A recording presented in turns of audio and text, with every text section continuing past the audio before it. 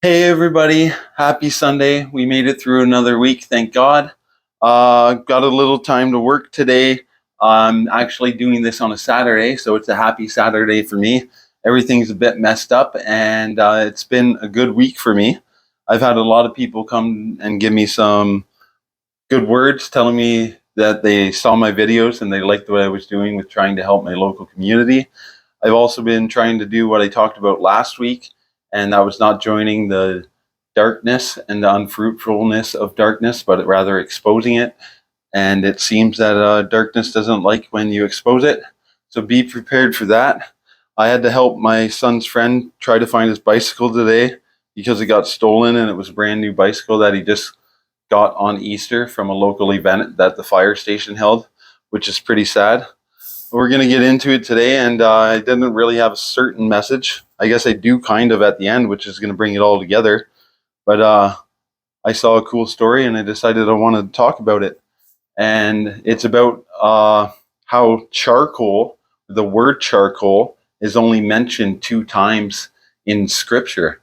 Uh, Coals are mentioned a lot of times. There's a time when an angel touches a coal to Isaiah's lips and cleanses him of sin and says his sins are purged. But for the word charcoal, or in the Greek word, what it was translated from in the Bible is this anthrakia, which translates into charcoal fire or bed of burning coals. It's literally only mentioned twice. And it's mentioned in John 18 and John 21. And both are involving Peter and both are involving Jesus.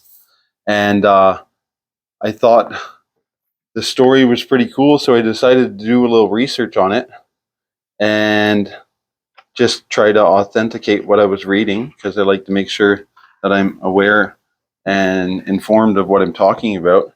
And it was pretty cool because I know I've talked about John 18 before in one of my Sunday messages. I was trying to look for it earlier to see exactly which one it was, and I couldn't figure it out.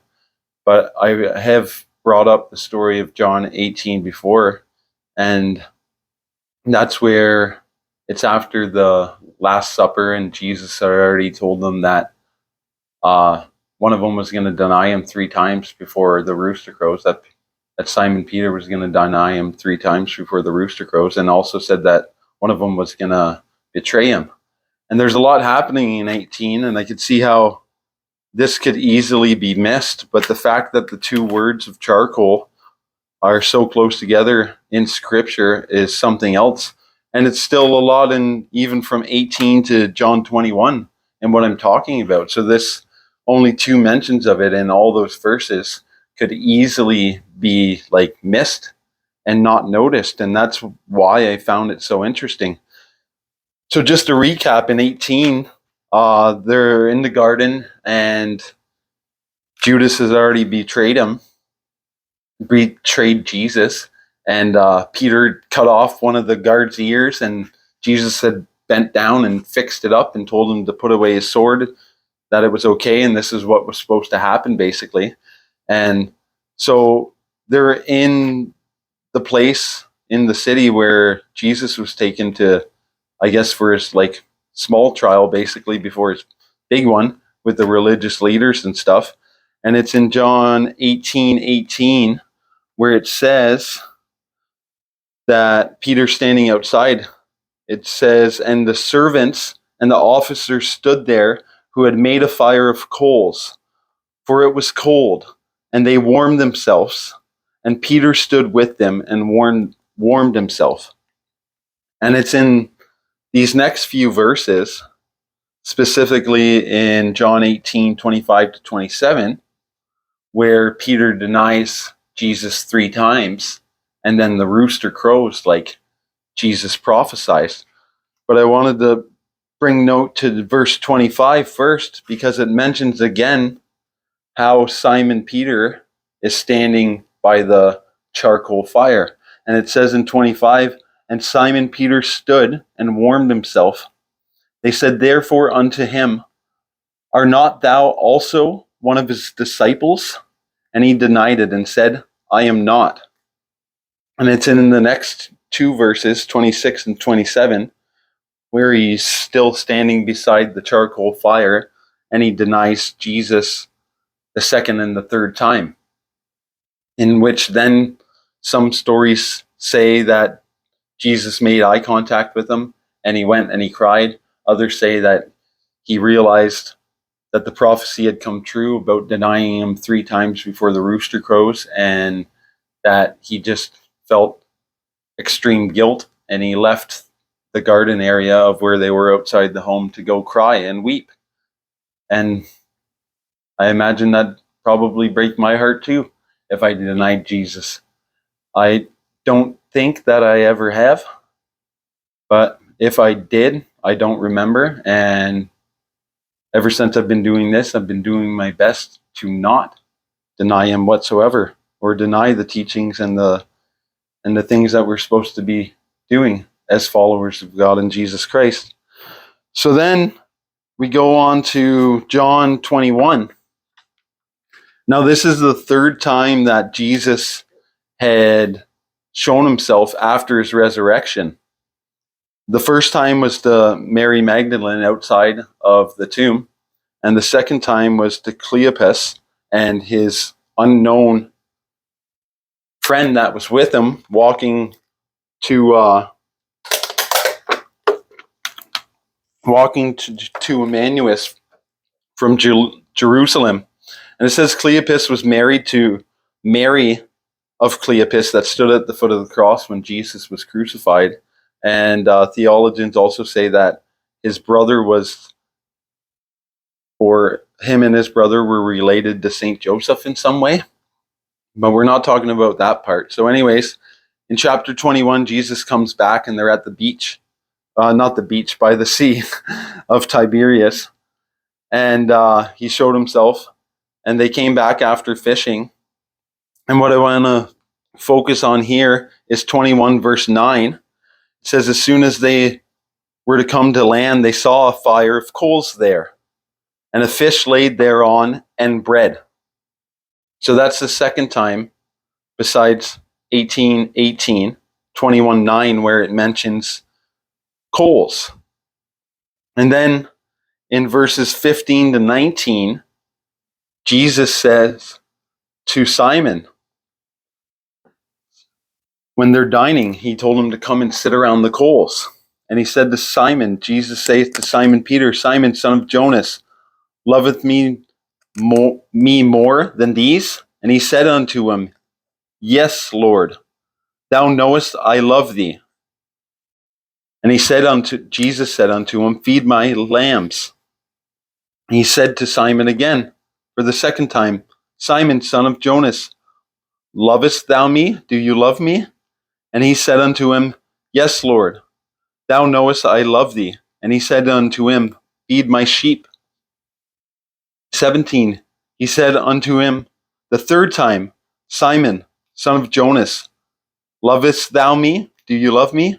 Peter was grieved because he had said unto him the third time, lovest thou me?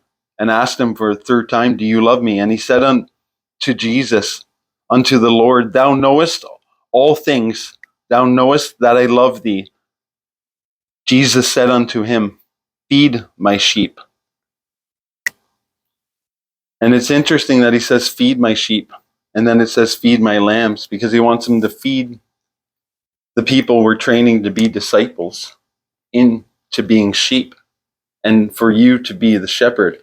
And it says that Jesus had told Peter before in scripture that he was, you are Peter, and on this church I will build my rock. And I don't believe he was, on this rock I will build my church, sorry. I don't believe he was talking about an actual rock. I think he was talking about Peter himself and anybody who acts like Peter and wants to carry on the true gospel of Jesus Christ. So it's interesting though, and this is where we're going to get to the end of it because I'm running out of time here. I only had a little bit of time to work with it, and I decided to freestyle it today since everything was already off of its normal pattern. I decided to work with it, and sometimes that's what we need to do. We just need to go with the flow, trust in God, trust in Jesus, and know everything will get done.